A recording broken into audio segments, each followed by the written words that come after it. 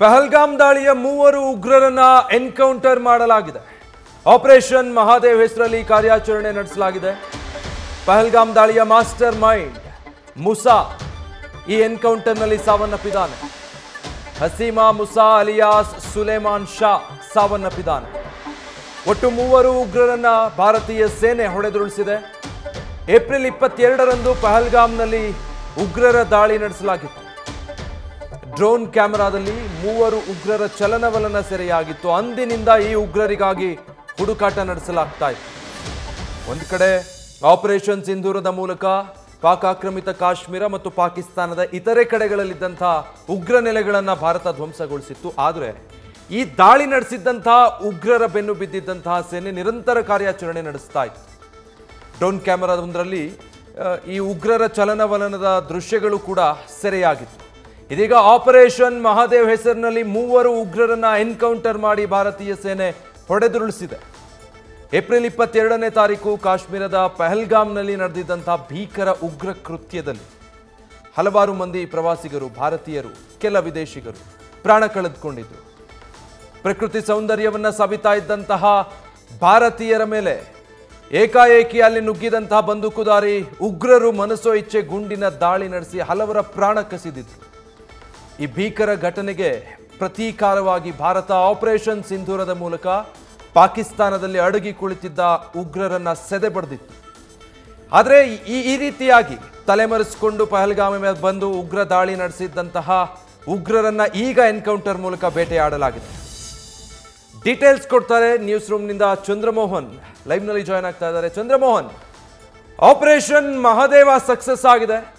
Operation ಸಿಂಧೂರದ ನಂತರ finally ಈ ಪಹಲ್ಗಾಮ್ ದಾಳಿಯಲ್ಲಿ ಭಾಗಿಯಾಗಿದ್ದ ಎಲ್ಲ ಉಗ್ರರು ಉಡಿಸಾಗಿದ್ದಾರಾ ಈ ಕಾರ್ಯಾಚರಣೆಯಲ್ಲಿ? ವಿಜಯ್, ಈಗ ಓರ್ವ ಉಗ್ರನನ್ನು ಮಾತ್ರವೇ ಹೊಡೆದುರುಳಿಸಲಾಗಿದೆ. ಇವತ್ತು ಒಟ್ಟು 3 ಮಂದಿ ಉಗ್ರರನ್ನು ಭಾರತೀಯ ಸೇನೆ ಮತ್ತು ಭದ್ರತಾ ಪಡೆಗಳು ಹೊಡೆದುರುಳಿಸಿವೆ. ಇದರಲ್ಲಿ ಹಸೀಮ್ ಮೂಸಾ ಕೂಡ ಒಬ್ಬ, ಈತ ಹಸೀಮ್ ಫೌಜಿ ಅಂತ ಕೂಡ ಈತನನ್ನು ಕರೆಯಲಾಗುತ್ತೆ. ಜೊತೆಗೆ ಸುಲೇಮಾನ್ ಶಾ ಅಂತ ಕೂಡ ಈತನನ್ನು ಕರೆಯಲಾಗುತ್ತೆ. ಈತ ಕೂಡ ಪಹಲ್ಗಾಮ್ನಲ್ಲಿ ಪ್ರವಾಸಿಗರ ಮೇಲೆ ನಡೆಸಿದಂಥ ದಾಳಿನಲ್ಲಿ ಭಾಗಿಯಾಗಿದ್ದ. ಜೊತೆಗೆ ದಾಳಿಯ ಮಾಸ್ಟರ್ ಮೈಂಡ್ ಈ ಹಸೀಮ್ ಮೂಸಾನೆ. ಈತನಿಗಾಗಿಯೇ ಭಾರತದ ಸೇನೆ ಮತ್ತು ಜಮ್ಮು ಕಾಶ್ಮೀರ ಪೊಲೀಸರು ಕಳೆದ 3 ತಿಂಗಳಿಂದಲೂ ಕೂಡ ಹುಡುಕಾಟವನ್ನು ನಡೆಸ್ತಾ ಇದ್ರು. ಆದರೆ ಕಳೆದ 14 ದಿನಗಳಿಂದ ಈ ಜಮ್ಮು ಕಾಶ್ಮೀರದ ಶ್ರೀನಗರದ ಭಾಗದಲ್ಲೇ ಈ ಕಮ್ಯುನಿಕೇಷನ್ ಅನ್ನು ಕೂಡ ಟ್ರ್ಯಾಕ್ ಮಾಡಲಾಗ್ತಾ ಇತ್ತು. ಈ ಉಗ್ರಗಾಮಿಗಳು ನಡೆಸ್ತಕ್ಕಂತಹ ಕಮ್ಯುನಿಕೇಷನ್ ಚಾಟಿಂಗ್ ಅನ್ನು ಮತ್ತು ಅವರ ಫೋನ್ ಸಂಭಾಷಣೆಯನ್ನು ಕೂಡ ಭಾರತದ ಭದ್ರತಾ ಪಡೆಗಳು ಟ್ರ್ಯಾಕ್ ಮಾಡ್ತಾ ಇದ್ವು. ಅದರ ಆಧಾರದ ಮೇಲೆ ಮಾಹಿತಿಯನ್ನು ಕೂಡ ಕಲೆ ಹಾಕಿದ್ರು.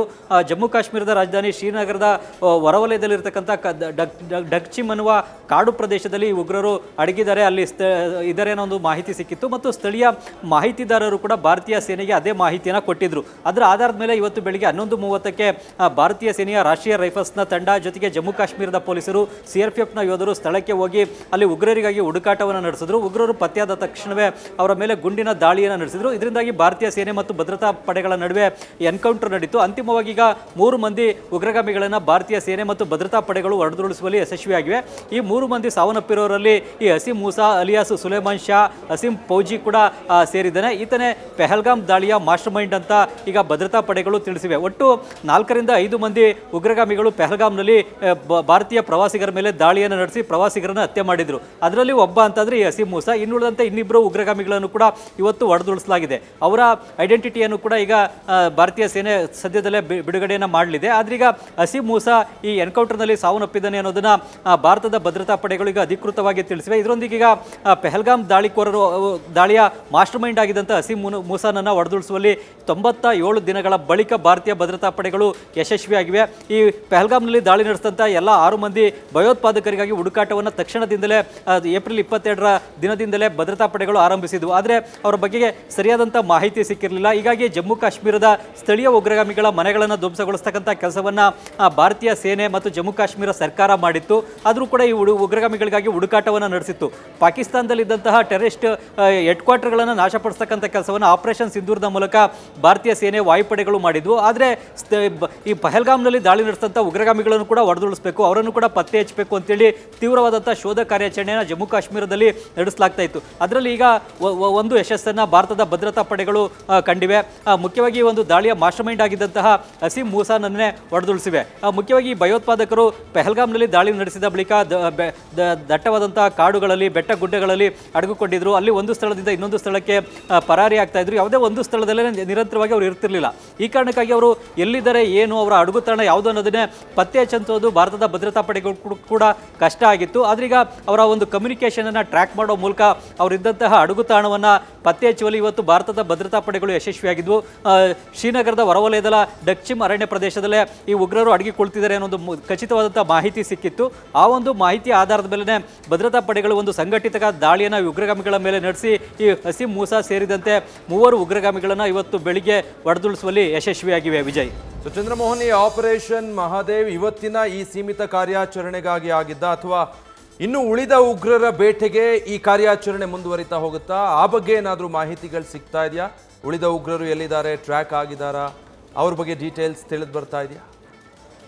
ವಿಜಯ್, ಈಗ ಮುಖ್ಯವಾಗಿ ಪಹಲ್ಗಾಮ್ ದಾಳಿ ನಡೆದ ಬಳಿಕ ಈ ಉಗ್ರಗಾಮಿಗಳಿಗೆ ನೆರವು ನೀಡಿದಂತಹ ಸ್ಥಳೀಯ ವ್ಯಕ್ತಿಗಳನ್ನು ಕೂಡ ಐಡೆಂಟಿಫೈ ಮಾಡಿ ಅವರನ್ನು ಕೂಡ ವಶಕ್ಕೆ ಪಡೆದು ಜಮ್ಮು ಕಾಶ್ಮೀರದ ಪೊಲೀಸರು ಮತ್ತು ಸೇನೆ ತೀವ್ರವಾಗಿ ವಿಚಾರಣೆಗಳನ್ನು ನಡೆಸಿವೆ.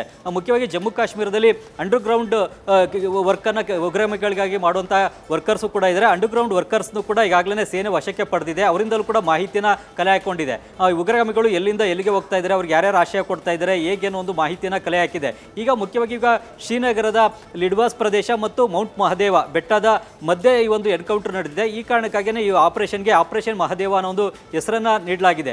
ಈ ಒಂದು ಆಪರೇಷನ್ ಮಹದೇವದ ನಡಿನಲ್ಲೇ ಈಗ ಉಗ್ರಗಾಮಿಗಳನ್ನ ಹೊಡೆದುಳಿಸಲಾಗಿದೆ. ಈಗ ಓರ್ವ ಉಗ್ರನ ಮಾತ್ರ ಈ ಒಂದು ಆದರೆ ಪಹಲ್ಗಾಮ್ ದಾಳಿನಲ್ಲಿ ಭಾಗಿಯಾಗಿದ್ದಂತಹ ಮತ್ತು ಮಾಸ್ಟರ್ ಮೈಂಡ್ ಆಗಿದ್ದಂತಹ ಓರ್ವ ಉಗ್ರ ಅಂತ ಅಂದರೆ ಅಸೀಂ ಮೂಸಾ ಅಲಿಯಾಸ್ ಸುಲೇಮಾನ್ ಶಾ ಇವನನ್ನು ಹೊಡೆದುಳಿಸಲಾಗಿದೆ.